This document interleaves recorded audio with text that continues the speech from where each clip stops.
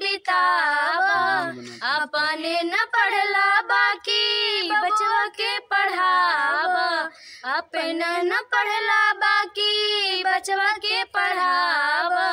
पढ़े लिखे सीखे हुई जग में महान बा। पढ़े लिखे सीखे हुई जग में महान बा।